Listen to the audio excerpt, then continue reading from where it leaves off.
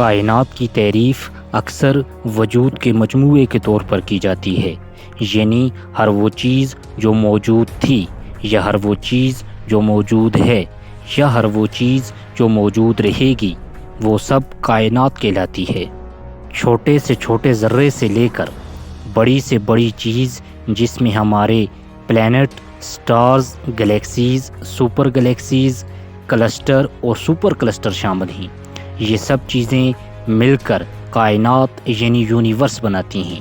اب سوال یہ پیدا ہوتا ہے کہ یہ تمام چیزیں یعنی یہ یونیورس بنی کیسے ہے؟ اس بارے میں مختلف نظریات پیش کیے گئے۔ سب سے بڑا نظریہ جس کو تقویت ملی وہ بگ بینگ کا نظریہ ہے۔ انسان شاید اس دنیا کی وہ سب سے متجسس مخلوق ہے جو ہر وقت نہ صرف اپنے ماحول بلکہ اس وسیع کائنات کی ہر شے کو کھوجنے، اس کی حقیقت جاننے کی جستجو میں لگا رہتا ہے۔ یہی کھوج اسے آج چاند، ستاروں اور کروڑوں نوری سالوں کے فاصلے پر واقع کہکشاؤں تک لے گئی ہے۔ جو سوال ہمیشہ سے اس کے دماغ میں رہتا ہے، ان میں اول کائنات کے ان سربستہ رازوں کا حصول ہے جن میں سے کچھ سے پردہ اٹھایا جا چکا ہے اور بہت سوں کی کھوج ابھی باقی ہے۔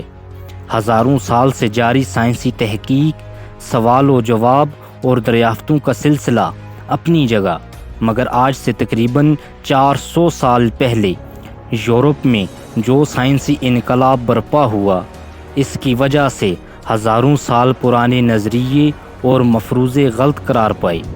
وقت کے بہتے دہاڑے کے ساتھ فزکس میں نت نئے اصول وضع کیے گئے اور ایسے آلات وجود میں آئے جن سے کائنات کی اصلیت اور ابتدا کافی حد تک سمجھنے میں مدد ملی۔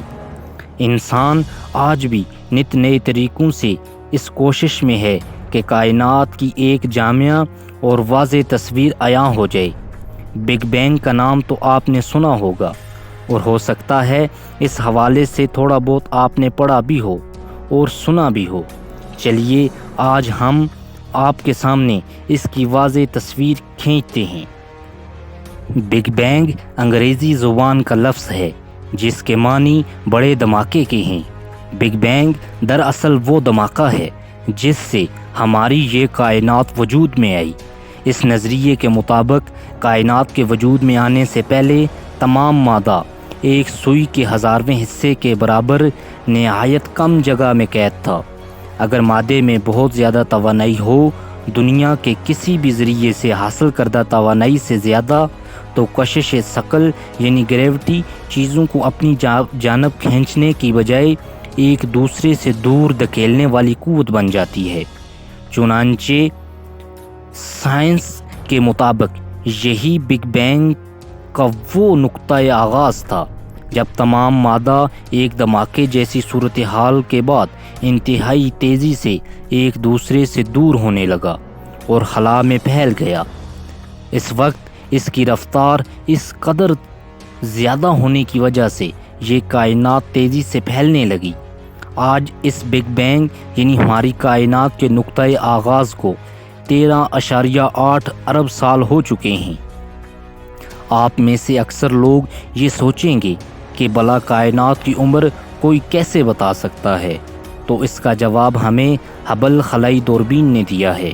اس دوربین کی مدد سے لی گئی تصاویر میں ہمیں جو سب سے پرانی کہکشاں ملتی ہے وہ زمین سے 13.4 ارب نوری سال دور واقع ہے۔ نوری سال یا لائٹ ایئر دراصل وقت کا پیمانہ نہیں ہے بلکہ فاصلے کا پیمانہ ہے، اور ایک نوری سال کا فاصلہ تقریباً 10 کھرب کروڑ کلومیٹر کے برابر ہے۔ یہ فاصلہ روشنی ایک سال میں طے کرتی ہے۔ اب آپ خود اندازہ لگا سکتے ہیں کہ جہاں ایک نوری سال ہی 10 کھرب کروڑ کلومیٹر کے برابر ہے تو 13.8 ارب نوری سال کتنے کلومیٹر کے برابر ہوں گے؟ اگر ہم پیمائش کر سکیں کہ کسی دور دراز ستارے یا کہکشاں سے روشنی ہم تک آنے میں کتنے سال لگتے ہیں تو ہم اس طرح قدیم سے قدیم تر کہکشاؤں کا پتہ لگا سکتے ہیں۔ اب تک ہم نے جس قدیم ترین کہکشاں کا مشاہدہ کیا ہے وہ 13.4 ارب نوری سال کے فاصلے پر واقع ہے۔ اس لیے ہم کہہ سکتے ہیں کہ کائنات کی عمر اس کے آس پاس ہی بنتی ہے۔ چلیے کائنات کے وجود میں آنے کے بعد کے حالات پر واپس آتے ہیں۔ 13.8 ارب سال پہلے نہ یہ سورج تھا، نہ یہ ستارے، نہ یہ کہکشاں، نہ یہ نظارے، بلکہ صرف دھماکے کے نتیجے میں پیدا ہونے والے بڑے بڑے ہائیڈروجن گیس کے بادل تھے۔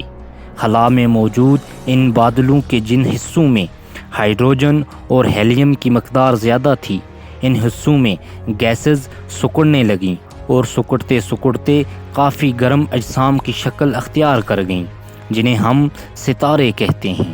مزید برآں ان ستاروں کے آس پاس جہاں گیسز کی مقدار کم تھی، وہاں بھی گیسز سکڑتی گئیں اور گرم ستاروں سے کم گرم اجسام بنے جو ستاروں سے چھوٹے تھے، اور کسی اپنے سے بڑے نزدیکی سیارے کی بہت زیادہ کشش کی وجہ سے اس ستارے کے گرد مدار میں چکر لگانے لگے۔ ان اجسام کو ہم سیارے یعنی پلینٹ کہتے ہیں۔ کئی ستارے آپس کی کشش کی وجہ سے جرمٹ کی شکل اختیار کر گئے اور اس طرح کہکشاں وجود میں آئیں۔ ہمارا سورج اور زمین جس کہکشاں میں ہیں، اس کا نام ملکی وے یعنی دودھیا کہکشاں ہے۔ اس کا نام ملکی وے اس لیے رکھا گیا ہے کیونکہ اس کے بہت سے ستارے سفید نظر آتے ہیں۔ اس کی وجہ سے ایسا معلوم ہوتا ہے جیسے دودھ کی نہر یا راستہ ہو۔ ملکی وے کا اردو ترجمہ دودھیا کہکشاں یا دودھیا راستہ ہے۔ جب زمین بنی تو اپنے محور اور سورج دونوں کے گرد بہت تیزی سے چکر لگا رہی تھی اور آہستہ آہستہ ٹھنڈی ہوتی چلی گئی۔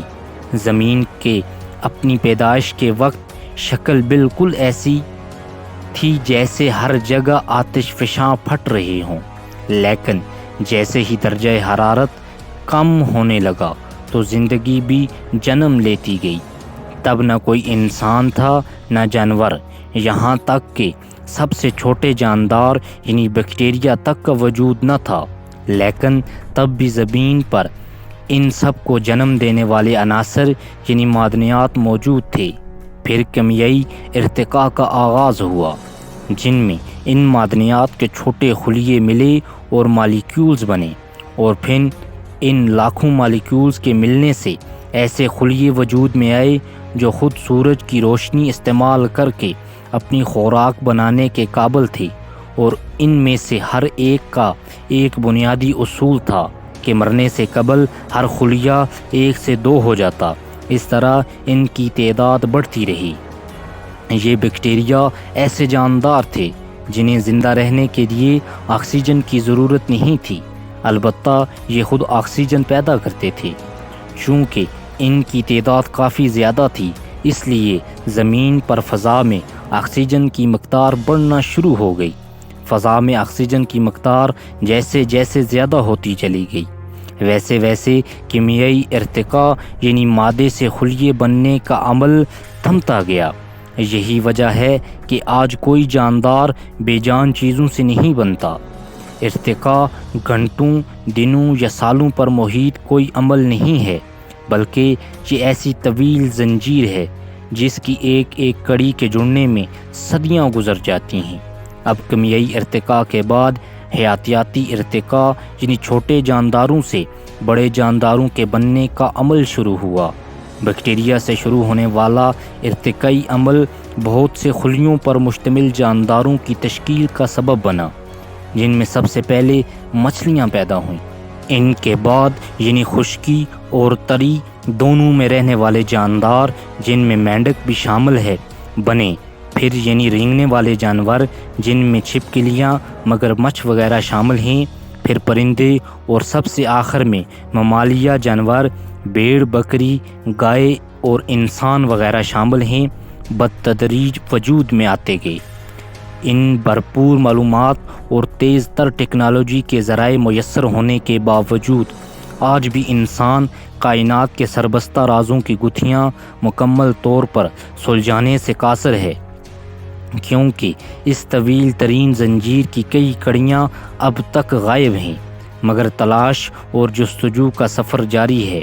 ہم امید کرتے ہیں کہ مستقبل قریب میں مزید نت نئے انکشافات کے بعد کائنات کی حقیقت، اصلیت، ابتدا اور انسانی ارتقاء کو مزید گہرائی میں جا کر سمجھنا ممکن ہوگا۔ جو مسلمان ہیں وہ تو اس نظریے پر یقین نہیں کرتے، کیونکہ وہ سمجھتے ہیں کہ ہماری کائنات خود بخود وجود میں نہیں آئی، بلکہ اسے اللہ تعالیٰ نے وجود بخشا۔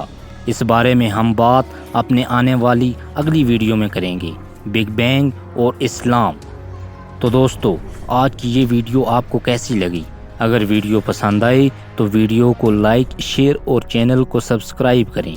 آپ نے اپنا قیمتی وقت نکال کر ہماری ویڈیو دیکھی، ہم آپ کا بہت شکریہ ادا کرتے ہیں۔